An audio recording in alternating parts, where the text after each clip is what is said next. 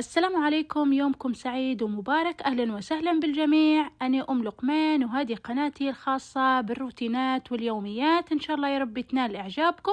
واللي ما يعرفش، عندي قناة تانية خاصة بالوصفات اسمها أحلى الأكلات بنكهة ليبية مع أم لقمان. اليوم حبيت نشارككم يومي في الويكند كيف يكون. طبعا مش ديما هيك، لكن خاصة في الصيف بعض من الأيام الويكند نحب نطلعوا برا الحوش ونقضوا اليوم كامل في الحديقة أو حتى في أي مكان تاني، المهم نغيروا جونا. فهنا التحضيرات اللي هي قبل الطلعة بيوم، قررنا نطلعوا للحديقة ونقضوا يوم كامل برا قبل لا يجي التلج والصقع. فقلنا خلي نطلعوا الصغار قبل حتى لا ينضغطوا في القراية. إن شاء الله ربي يوفقهم ويوفق صغاركم يا رب العالمين. قلت أنا ندير الجديد معاكم. ناس واجدة تبي الطريقة متاع الجديد في الماكينة، يعني من غير شمس. بالنسبة لي طريقتي جدا سهلة بدون أي تعقيدات. خديت اللحم، أنا بالنسبة لي خلطت شوية ضلوع خروف وشوية من لحم البقر. أنا الحق غالي علي لحم البقر متاع الجديد. يجيب أنت في الجديد تبارك الرحمن، اللي مش مجرب جديد البقر يجربه. فبعدها شلحته زي ما شفتوا، ملحته فقط، لا ضفت لا أي حرارات لا أي شيء تاني. فيه ناس ممكن لما تنشره برا في الشمس تخاف عليه من الدبان أو تخاف عليه من الدود، حشاكم تدير له في فلفل وشوية بهارات وتحركه مع بعضها مع الزيت وتغلف اللحم متاعها وتنشره برا في الشمس. لكن بالنسبة لي أنا لا، في الماكينة أو حتى في الشمس نملحه كويس ونحطه ونخليه لين ينشف أو يجف. بالنسبة للماكينة خليتها لمدة ليلة كاملة تقريبا 12 ساعة 13 ساعة. طبعا أنا درته في الليل وفي الصبح طفيت عليه وأصبح مجدد. نجول الشيء الثاني اللي حضرته تحضير مسبق، يعني من الليل قبل لا نطلعوا، اللي هو الكباب. خديت لحم مفروم، ممكن تفرموه بروحكم أو تاخدوه جاهز مفروم، لكن ماذا بيكم ما يكونش فيه كمية كبيرة من الشحم لأنها حتدوب كلها والسيخ يختفي.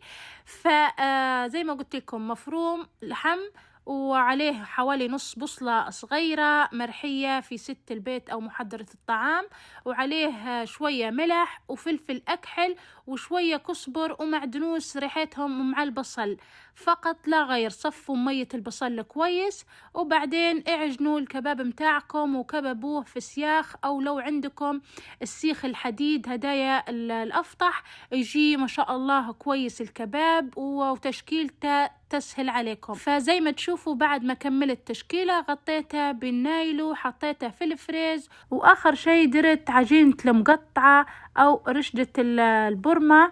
فيه ناس يقولوا لها مقطع وفيه ناس يقولوا لها مقطعة، المهم ما لناش توا في الاسم. هنا الطريقة الحق ما صورتهاش لضيق الوقت، ونحس في روحي الحق انتهيت تعبة بكل مجال الليل إلا وأني خلاص نحس في روحي، لأني درت حاجات واجدة في مرة واحدة بالإضافة إلى توتات الحاجات. فمن خلال الفيديو حتعرفوا قديش الفيديو متعوب عليه، وخاصة أنا يد واحدة وبروحي. إن شاء الله ربي يعطيني الصحة ويعطيكم الصحة جميعا. إن شاء الله تكونوا مقدرين تعبي وتشجعوني بتعليقاتكم الحلوة، وما تنسوش اللايك. طبعا هنا تاني يوم وصلنا للحديقة، جهزنا حويجاتنا وفرشنا المفرش متاعنا وكل شيء الحمد لله كان منظم، رغم انها طلعة بدون تنسيق مسبق، فمجرد طلعة عائلية بسيطة الحمد لله على النعمة. اول ما وصلنا طيبنا شوية شويات زي ما تشوفوا، فتغدينا الحمد لله اللهم دمها نعمة واحفظها من الزوال، والصغار لعبوا. بعدين انا بديت نجهز في الجلسة الليبية أو العالة الليبية. منا ما يعرفش العالة الليبية أو ما يحبش لمة العالة، فحبيت نشارككم طقوسي في العالة الليبية في أجواء الطبيعة والخضار والأجواء الحلوة تبارك الرحمن. نودكم بهالتقعميزة ونتمناكم كلكم مقعمزين إحدايا، وانين طيب لكم في توست الشاهي والرغوي لكم فيها. فإن شاء الله ربي يجمعنا جميعا على الخير والهنا يا ربي. فقولوا لي رأيكم في عالة الشاهي بالنسبة للتنسيق وبالنسبة للعالة في حد ذاتها، هل هي حلوة ومنسقة أو لا؟ لأن الحق كلها اجتهادي الخاص، وكل قطعة لقطتها من مكان، يعني راهي تلقيط. بالنسبة لي أنا عجبتني، فإن شاء الله حتى أنتم تنال إعجابكم. عطوني رأيكم بكل صراحة. لمة العالة ما تحلى إلا بحلويات معمل بشار، بدون مبالغة. تبارك الرحمن على شغلهم، سلم يدياتهم يا ربي وعطيهم الصحة. بنا وصلنا نودكم بيهم ولنشهيكم. عندهم الحلويات الزمنية طبعا على حسب الطلب بالنسبة للكميات، وبالنسبة للكعك الحلو تقدروا تطلبوه في أي وقت. ما شاء الله تبارك الرحمن متوفر على مدى الأسبوع، وفيه محلات يوزعوا لها. حنحط لكم أسماء المحلات اللي يتعاملوا معاهم ويوزعوا لهم في أول تعليق تحت الفيديو.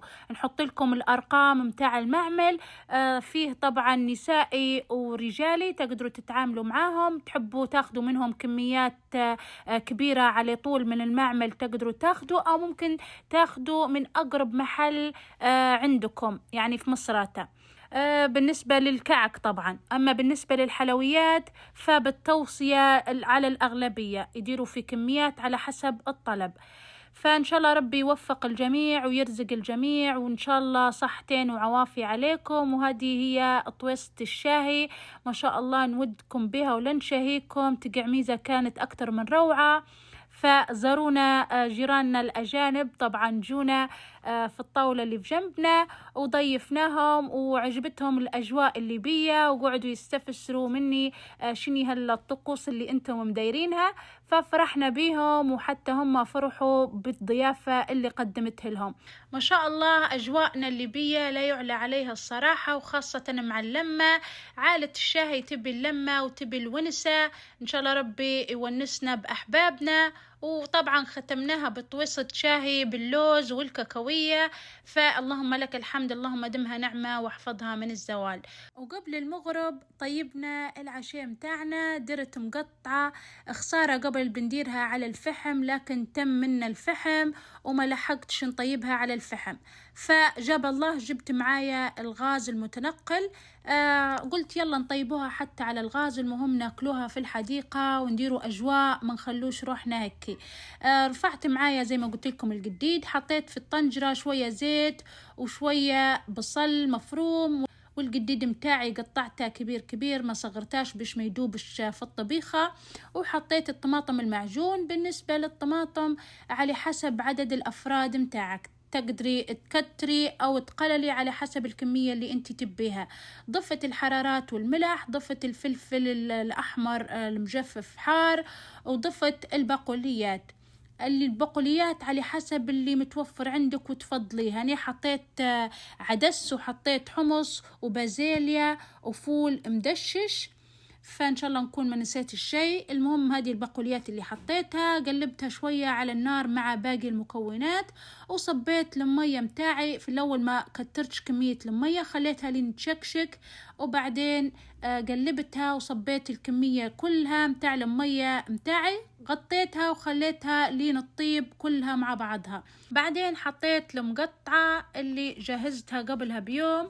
ففي العادة الحق أنا نديرها في نفس اليوم، يعني العجينة والطبيخة كلها في نفس الوقت، لكن بما إن طالعين زردة قلت خليني نديرها في الحوش، أسهل لي من الحوسة وكثرة الماعين. فدرتها قبلها بيوم ونشرتها في الصفرة، كترت لها الدقيق باش ما تعجنش، وجفت عادي حتى ولو تيبس ما يصير لها شيء.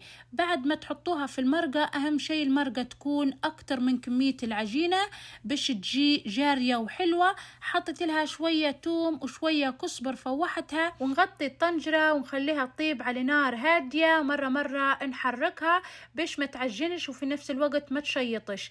في ناس تضيف لها في حلبة، أو ممكن ناس واجدة تقول لي ليش ما ضفتيهاش، هي أساسها الحلبة. أنا ما نحبهاش وما نحبش ريحتها، فلذلك تتكل حتى بدون حلبة تجي ما شاء الله تبارك الرحمن طعمتها روعة. نودكم بها ولنشهيكم، جد جارية ومحرحرة وتقول إيش. فهيك كان يومنا، إن شاء الله يا ربي تكونوا استمتعتوا معايا. ما تنسونيش من صلاح دعائكم، ما تنسوش تشجعوني بلايكاتكم وتعليقاتكم الحلوة. نلتقوا بإذن الله في فيديوهات قادمة. السلام عليكم ورحمة الله وبركاته.